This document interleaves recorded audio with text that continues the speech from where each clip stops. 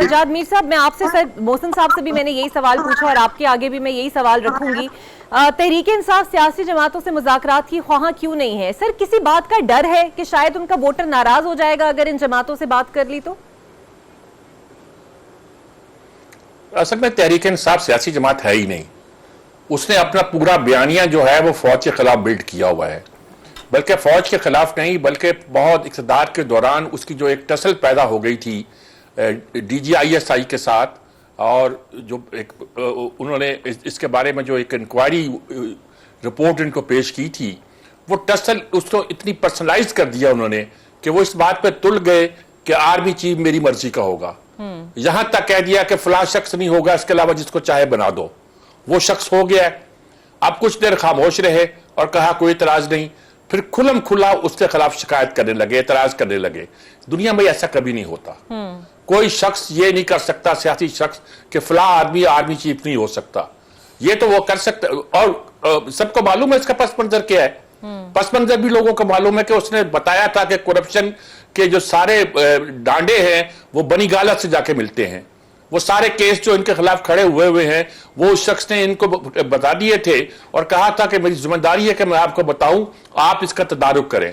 उस बात पे चिड़ा हुआ है। पूरा बयानिया जो है, इसने कहा था कि शायद मैं पलट दूंगा, उलट दूंगा, ऐसा लेकर आऊंगा कि उसके बाद आर्मी चीफ मुकर्रर नहीं हो पाएगा।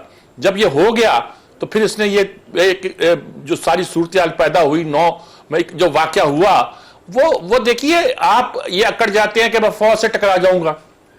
आप अपने पहले तो आप किला बंद हो जाते हैं अपने लाहौर के घर में, जमान पार्क में। कभी हुआ इस तरह?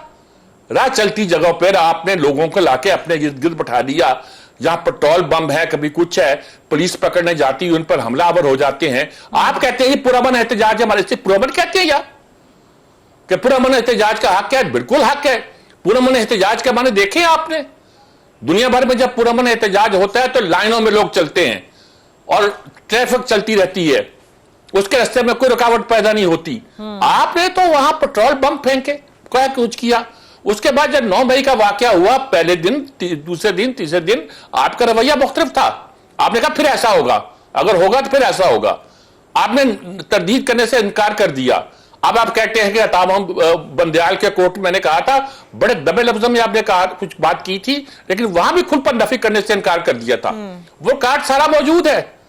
10 अखबारों की फाइल निकाल लें, एक की नहीं 10 की निकाल लें, और जो चीजें हैं वो लगा कर सामने ले आए कि इनका रवैया उस वक्त कम से कम 1 हफ्ते तक क्या था। बिल्कुल सही। इन्होंने उसकी नफी करने से इनकार किया था। अपने साथियों से कहा से टकरा जाओ।